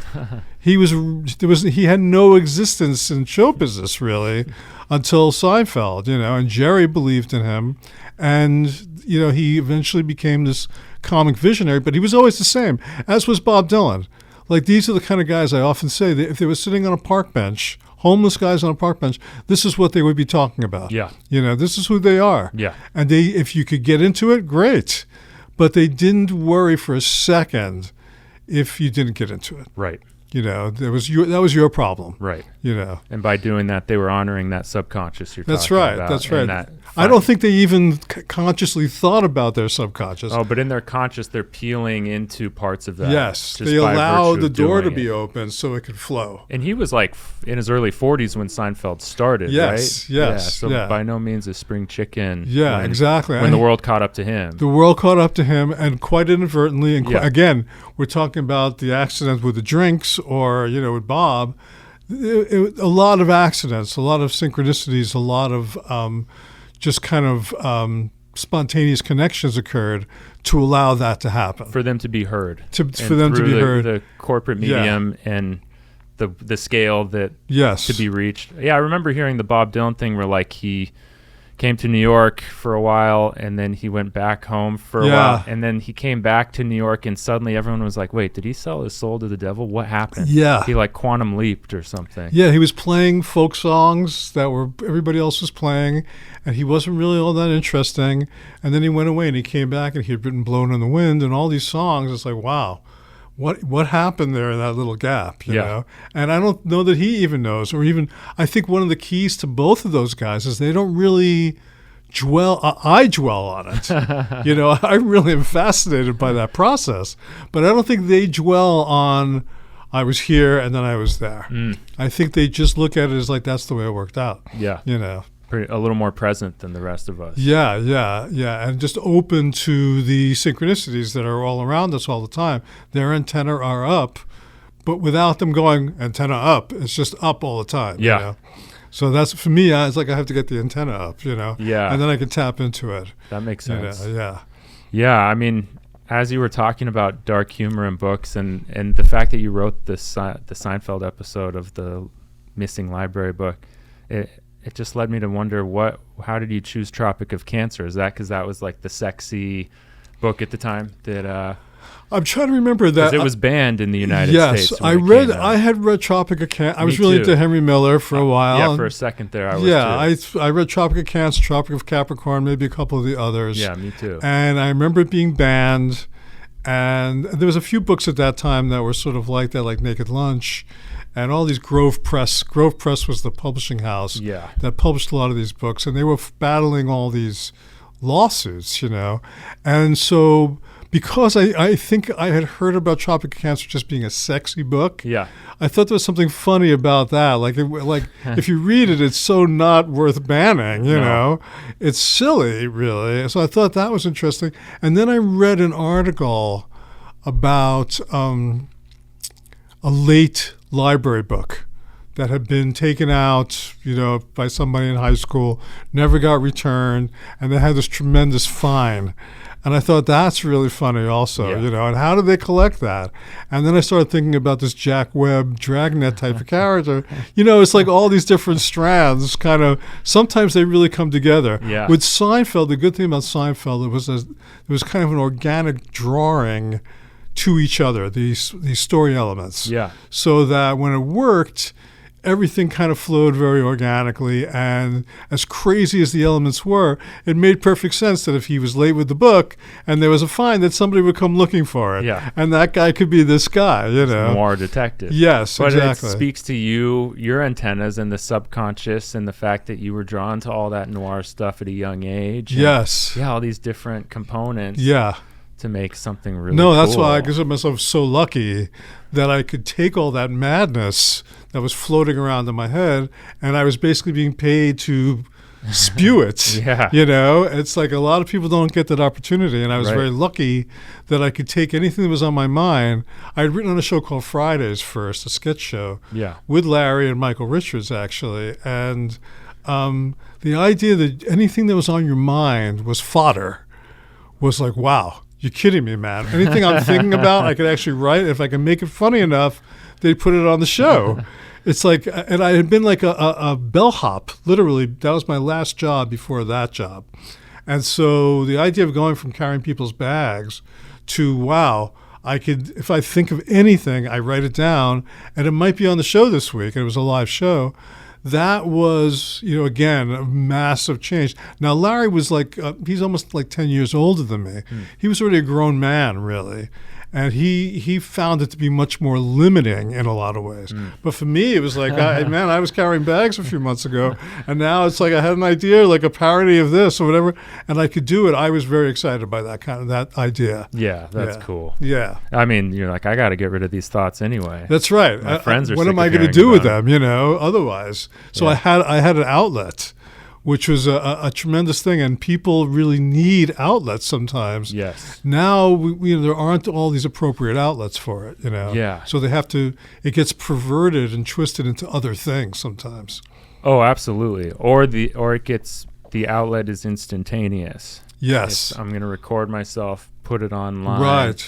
And that has its freedoms and its I like that creativity. Too. Yeah. But it does stop you from maybe processing like you would if you had that sweet medium like you happened upon, where you're like, there's time plus there's desire to be heard. Yeah. And people who want to hear what I have to say. Yeah. My stuff that I do, these little videos, I do bigger, ambitious things on YouTube too. But a lot of them is just me putting the phone, because I read an article that pissed me off. Yeah. And I'm just going to, and I usually will write it to some degree. But I also want to get it done and get it over with and get it out before I can think about it, really, because then I might really pull it back or rewrite it or change it. I don't want to hurt this person's feeling, whatever it is. And so I try to really spew that out as spontaneously as I can. Yeah, and knowing that people are going to be there to hear it does enliven the writing. Yes, for sure. Sometimes people would say, like back when Facebook was popular, they were like, I love your little rants on Facebook. And if I had tried to do that rant just on a blank piece of paper, it wouldn't have worked because no one was waiting to hear it on the paper. Exactly. And that might be the disease of living in a culture where you're so isolated that you don't have people who regularly hear you. But this is like how you manage that disease. Well, and also for me, and I would imagine it might be a little different for you. For me, I'm at the point where I don't really care that much. I know people will listen to it on some level. Yeah. But I'm not like seeking some kind of wide. I've had that experience. Yeah. So I'm not so worried about if 12 people only listen to it. I'm okay with that. Yeah. The fact that it's out there and available, that's amazing. You could write a book. There was a time when you could write a book and that book would sit in a drawer. And it wasn't going to go anywhere, and that was the end of it. But now you could publish it yourself. You could break it up into pieces. You could read it. You could make it an audiobook. There's things you can do that the technology has been good in that respect. Yeah, it's made it more egalitarian. Yeah. Anybody who thinks they have something to say, no matter how ridiculous it might be, has a shot of reaching somebody else. Yeah. With that subject. It creates a facsimile of the village we've been torn from. That's right. That's right. It's like, weirdly as long as so. There's a commodifiable surreality in which you can send it out, you can feel those feelings again. And I agree. Like compared to when I was 18, 19, and there was no social media, and I didn't go to college, and I'd work my job, and I'd get home, and everyone my age was in school. There was no one to talk to. Yeah. And so I do think this is better than what that was, because I feel like that was the real pit. That's my big disagreement with Ted Kaczynski, actually. I mean, I agree with a lot of the Unabomber manifesto, actually. But one thing I do disagree with is just what you were saying. It's like you are reaching sometimes people who it really resonates sometimes. Some of the responses I get are very meaningful. Yes. Somebody who's really been thinking about the same thing, and they want you to know, yes, hey, man, I've had that thought, or yeah, I agree with you. That's amazing that you said that. Yeah. And even if it's just a small group of people, that's cool for me. It's like playing in a coffee house. I don't need to be playing in Shea Stadium or whatever the stadium, Dodger Stadium. I'm happy playing in a small coffee house in this technology. That's cool. And I have no. I wonder, is that an innate thing or is that a built perspective? Because I feel like a lot of people who've done things similar to you or who have reached, career heights that you have. So for some of them, they're almost cursed by that, and they're like, I'm not doing the stadiums, or, right. And it feels like, I don't know how you're able to see through what a lot of people want to believe, that everything they did was so real, even though like what you're talking about is just as real. Yeah. Speaking to 12 people is just as real. I agree. And sometimes more meaningful. Right. I think the thing for me was I had that taste of mass success, and I found it more and more dissatisfying. Why? Because you be in a room with, like, imagine a room like this, and everybody was sitting, there was all people in, and they all had something to say about your work, and they all wanted to change it, and they all wanted to take the edges off, and they were all afraid of doing this or doing that, or even if they had good ideas.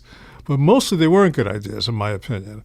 And I started to get turned off by it, and I felt like I don't want to have to subject my ideas to this kind of filter. Yeah. I'd rather just go directly to the audience, It took me years to figure all this out. Yeah. And then I did that show where I went around the world and I saw all these people doing it. There's no TV infrastructure in Liberia. You want to do comedy, you're going to do it on your phone, and you're going to put it on social media. That's your only option. And those people are reaching lots of people, because they were talking directly to the audience. There was no filter, no obstructions, no obstacles.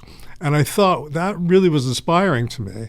And so I started to let go of this kind of seeking of making a big movie or making a big TV show, or, because you were entering that corporate world where decisions were not being made in the best interest of the creativity or for the audience. Mm-hmm. The audience was missing out because they were getting a watered down version. Yeah. And I became so frustrated that I started to just seek out other methods of reaching that audience, knowing that I would make it smaller, but make it more significant as well. Yeah.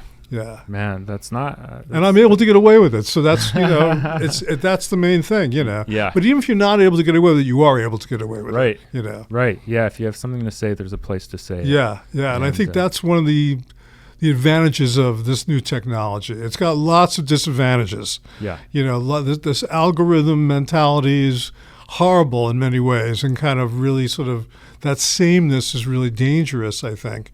And very commercially minded and commodified minded, but to sort of like specifically oppose that and still make some kind of communication that's meaningful, that you're still able to do that with the same technology. Yeah, you can infiltrate it. Yes. And what you do is then a commentary on it as well. Exactly. And then, maybe it'll lead us somewhere else eventually. And it will, if we survive. If we survive. Right. But we're all confronting it. I sat on one of those big tables just one time up in Century City, this massive marble table, and it was my brother and I, and there were these, people here, and behind them a big bird flew into the window and sunk down. Yeah. And we were like, okay, that's a sign. We're not coming back to this room. That's a sign. And we haven't been back. Yeah. Nature spoke for that one. Well, we used to have we'd have a room like this. In fact, Castle Rock was in the next building, or maybe it was in this building, actually. I'm not sure. I think it was one over. Right. But when we were doing the show at NBC with Seinfeld, all the Castle Rock people, all the NBC people, they all felt like this is what a sitcom should be. And what you're doing is not right. And we would have these, and I wasn't anybody really, but I'd sit behind Larry David and I would argue vociferously, belligerently about particularly protecting Larry's vision. He wanted to do a Chinese restaurant episode where people just waiting for a table. It's like, well, what's the story? What's the lesson learned? And we start saying, no hugging, no learning. That was the motto of the show. You don't. It's like reality. You don't. At the end, everybody doesn't hug. They go fuck you and they walk away. And so that became, if they had their way, it wouldn't have been that show. Yeah. And that was another really important lesson to learn. Wow, you guys are all wrong. Yeah. You don't really understand this. You're not embracing the beauty of the originality of that sensibility. Yeah. And just learn that over and over again. They were at least like, they didn't have the algorithm printout to back them up back then. So you could at least, they would entertain your argument. Well, NBC was a successful network. Right. So they had Cheers, and they had so that was their algorithm. Got it. And Cheers may have been a great show, whatever. I didn't really watch it, but it was the kind of show that was super, super successful. Yeah. And that was the bottom line. Right. As it is. And Seinfeld was not. Seinfeld was a loser when it came out. First couple seasons. Oh, my God. There was a show called Jake and the Fat Man, about a bad detective show, and it used to kick our ass in the ratings. It's like, why are people watching this? So, it's like it was hard. To their credit, they stuck with it. Yeah. Both Castle Rock and NBC, I give them credit for that. They were arguing. They were saying it's wrong, but NBC didn't have anything in that slot on Wednesday. And so they let it stay on for a while until it started to get an audience organically, which, again, would never be allowed now. And you wouldn't even find it now because there's so much stuff, as we talk about, out there. Well, and so much stuff now derivative of Seinfeld, so it's tough to even conceive of that. I only know where Castle Rock is because 20 years ago when I was 18, I worked in that building for a management company as a runner. I'd print out the Thomas Guide sheet and deliver their packages. They managed Robin Williams and Billy Crystal and MBST is what it was called. Right. And I wanted to be a writer, and I'm just like Did that become packages. Brillstein? It got... Because Billy Crystal was in that building also. And he was. Chris Guest. Face downstairs. Yeah, Face, exactly. So I would deliver stuff for them, too. Yeah. I'd pick up Christmas cards for people's wives and whatever else.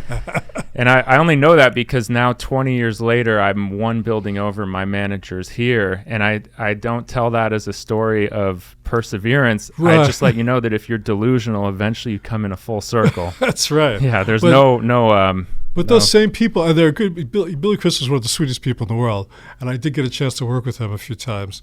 And all of them are basically good people. Yeah, they were all good people. But what their delusion was that they knew what the people wanted, even though they weren't even buying their own Christmas cards. Well, and that was my most important lesson learned from that company, and that was as they were older, right? They had done their cool stuff. And they were kind of just kicking around, cashing checks and whatever. And if I have to go put gas in my boss's cars, that means they're not even interacting with the guy at the gas station anymore. They're not interacting with the grocery store, and so, how do you know what people want if you're not among the people? Yeah. And that was such a valuable lesson to learn. Fantastic. I mean, I learned that lesson. I used to write comedy material, jokes, particularly his Tonight shows, for a comedian named David Steinberg. David Steinberg was one of the most brilliant guys I ever met. Also well-read beyond belief. His father was a rabbi. He just knew stuff. And I got to he mentored me. And I would write material for him. And at first I parked his car in Century City. I used to park his car and steal roaches out of his ashtray.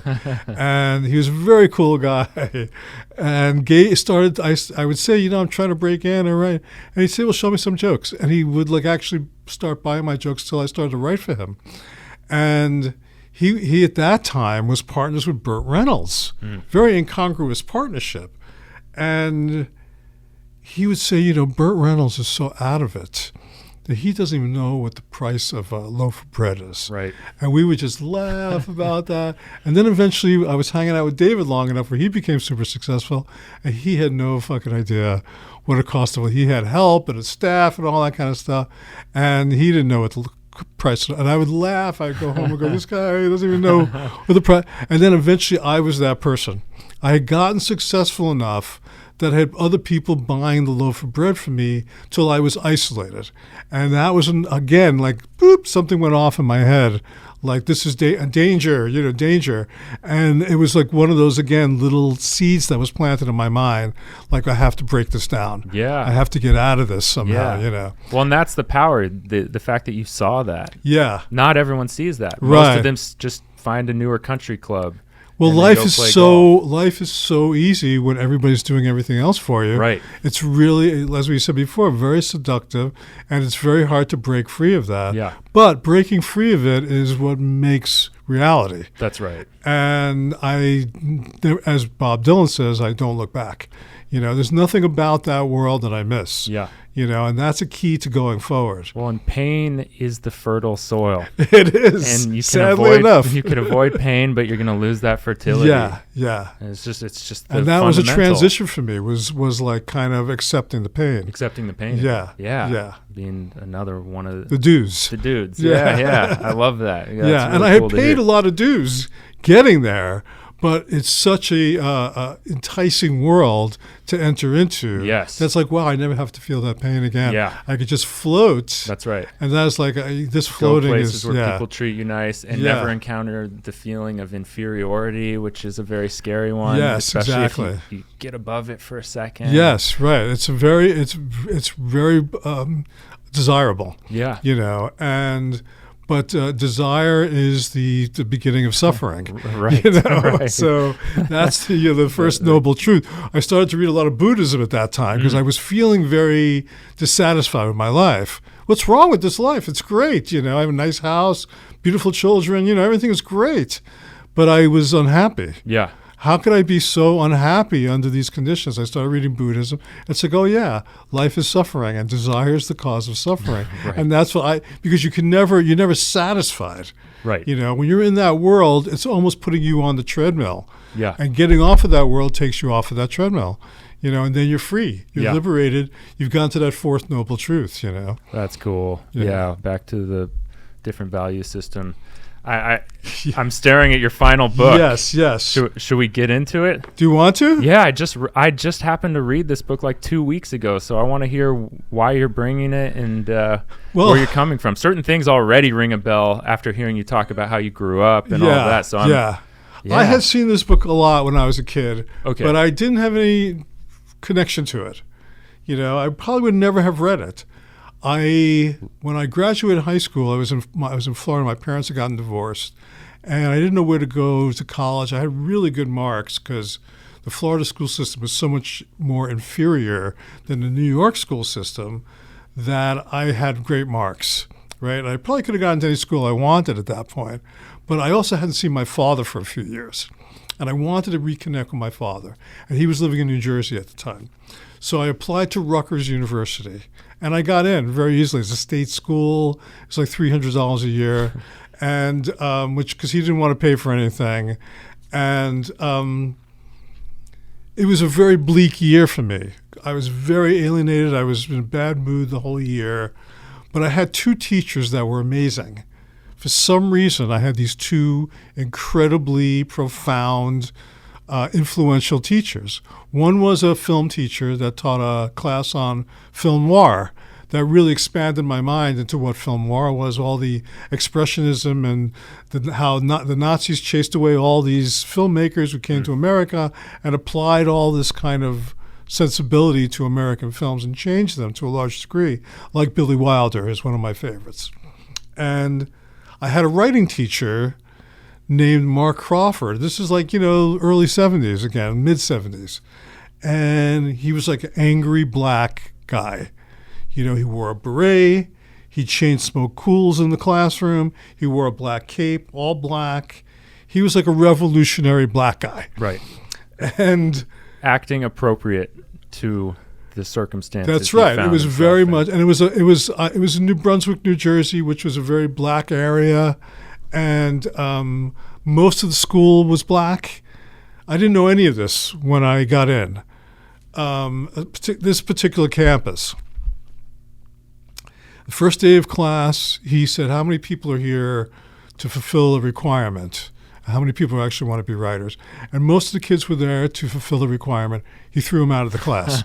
So there was like 8 people in the class, right?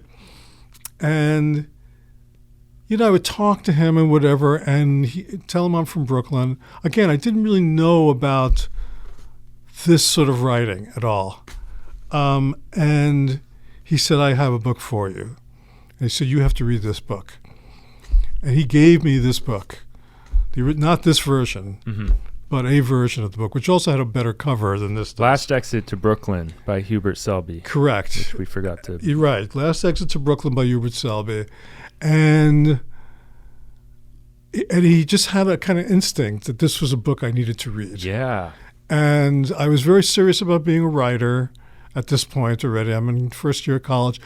I went to college for 1 year at Rutgers, quit, went with Adam on the road for a year doing the double act, came back, hit the skids, wrote porno novels, did all these crazy things, and then said, I need to get myself situated somewhere.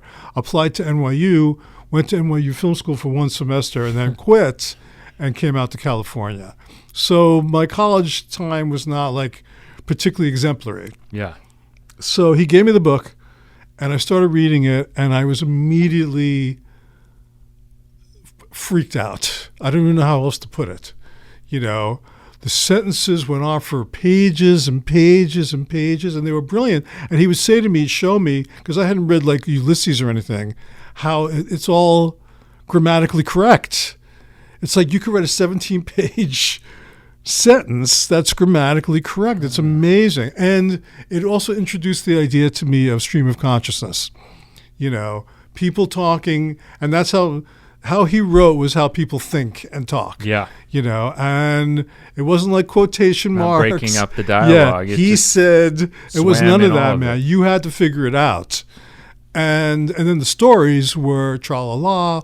All the stories of the characters were so Harry the Union guy. They were all so crazy. Crazy. And yet I could connect to all of them.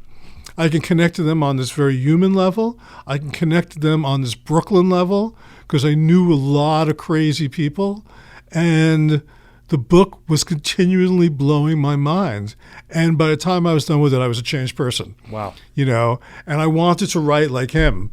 I went through all his other books, The Room and The Demon, and I read a lot of his other books, which were all great, but nothing hit me, of course, like this book did. This was one of those life-changing, moment-changing. I could never look back. This is before Bukowski, and I didn't know any of that stuff.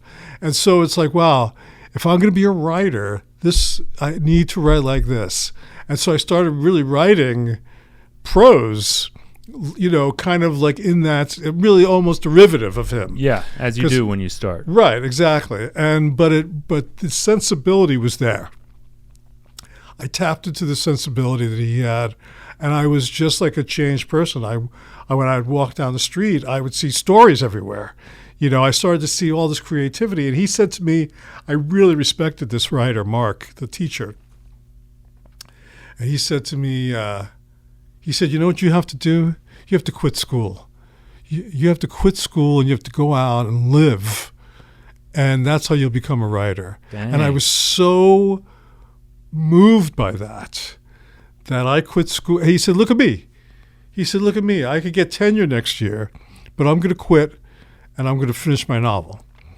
So I was like, wow, you're blowing my mind, man, And I quit school and I went on the road and I was down and out and I did all these kind of dues-paying things, travel with Adam as a double and work with this band of cult people, and we just had so many weird experiences, and we're in the city a lot of the time and just kind of wandering down and out, no money, how are we going to get money, this kind of thing, on my own with him sometimes.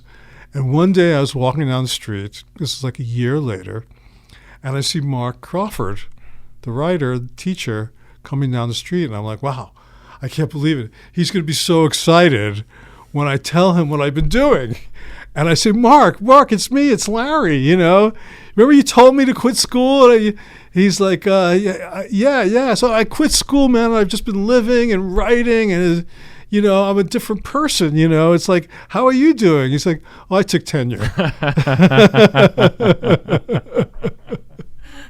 So I followed his path. Do as I say, not as I do. Right, exactly. And but the book, he was influential, even though that was his ironic choice. Yeah. But the book was a book that's just kind of really, again, like these other books, changed my trajectory. Wow. And even a bold choice for a black professor at that time to recommend, because it doesn't, the book itself, the content it's racial, it's violent, it's uncompromisingly bleak. It's ugly. Ugly. Very ugly. But again, as we've been talking about, it resonates. Yeah, it does. Even if you haven't been through those kind of horrible, the gang rapes and the beatings and all the horrible things that happen in there, you could still connect to it. Yeah. And you can connect to the thought of the writing. That stream of consciousness really gets you into a flow that was like poetry in a way. Yeah. And just the degradation of the working world, and this like an ultimate example of it. Yeah. But yeah, it's to the point where in this internet era, and I got my little book page on Instagram, I'm almost guilty telling people I like this book because the subject matter is so gnarly. Yeah, it is almost like a cancel culture book at this point. Yeah, everything in it. But yet, if you could get past that label, it's a book that will stick with you forever. Yeah, in a positive way. Weirdly enough, kind of the animals fighting over the scraps, but the poetry of it all. Yes, and the human spirit still burns really brightly in there. Yeah, and and there's density to it also. I love Bukowski. I'm a big Bukowski fan, but to me, he never had the density that this book has. Yeah, this is like a book about humanity. Yeah, it really is, and it's like there's no easy way out. In fact, there's no way out. There's just the last exit. Yeah, you get off that last exit, there's no getting back on. Yeah, and I just found that to be so original in so many. His thought process was so original in so many ways that I was just changed by it. I felt it's so coincidental. I just read this book and felt so similar. And now I'm reading Miranda July's new book, All Fours. Very interesting. I haven't read anything by her. Oh, okay. I've read all of her books except this one. I love her. And Ruby, last week's guest, she went into great detail about it. And so I finally got to it. My wife read it already. But there's a similar thing where she lets you into these, like you were saying earlier, these thoughts you didn't know you had. Like you were saying with Borat, people didn't know they needed to laugh at this. Yes. Similarly, these thoughts you didn't know you had, or that were scratching at you, or that you've said but you haven't conceived in an articulate enough way. Right.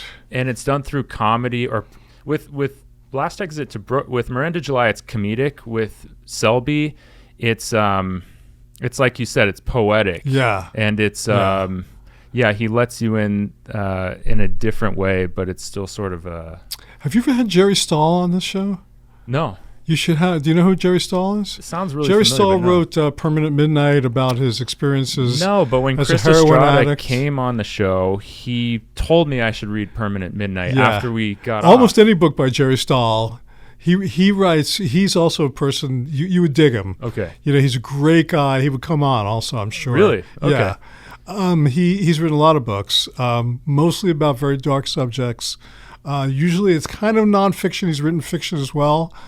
He wrote a biography of Fatty Arbuckle that's very dark, but he's written a lot. He went to Auschwitz a couple of years ago with a tour and wrote this great book about it.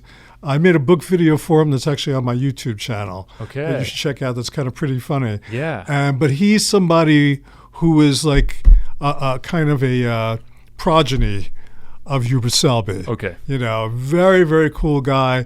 Somehow always kind of alive and surviving in Hollywood, but always writing books at the same time, which is a tough thing to sort of pull off. Yeah. And he's somebody who has that kind of, he has carried that sensibility and the black humor at the same time.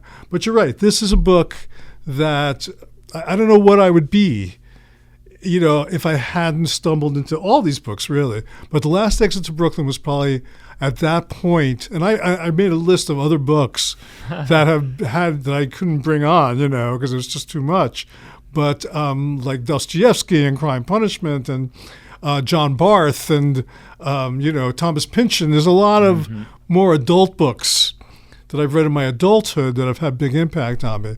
But this was a book that kind of I felt flung me out into the world. Yeah. You know? Yeah. It's like I can't look back. I can't pretend that I haven't read this book, you know? Yeah, and I mean, I've just so appreciated how you did arrange these, because it really speaks to that inner revolution that reading brings us, and the transformations that we undergo when we read. This is my evolution. This is my evolution, really. So yeah, well, yeah, what an awesome way to walk us through that. And you bring up that second round of books. Well, when your book comes out next year, come in with that second round of books. Yeah, I'd love to. This was great, man. This was great. Had a great time. Thank you. Yeah, thank you for indulging me. Oh, Larry, thank you for indulging me. Yeah, thanks for coming down to the Turek bookshop and talking shop. Yeah, it's been a pleasure, and it's always fun when you meet someone and you like them even more in person. Oh, good. Me too. Me too. Yeah. And not that my liking you has anything to do with no, it. but it's a bonus. For sure. I mean, there's a lot of people you do connect with on the internet, and it's almost like I dread sometimes meeting people, because you know it's like meeting your heroes in a way. Yeah. It's like I don't want to change my perception. Yeah. But this enhanced my perception. Okay. Yeah, same. Yeah. And I think that made for a livelier conversation that is applicable to the listener. Yes, very much so. Is my goal. But yeah, Larry Charles, thank you so much. My pleasure. And thank you for tuning into another episode of Turek Books, and happy reading out there. All right, man. Thank you. Thank you for listening to another episode of Turek Books. Be sure to like, subscribe, thumbs up, any kind of thing that could help us get listened to or watched by more people. We really appreciated having you, and hope to see you again next week with a new guest and plenty of books. Take care until then.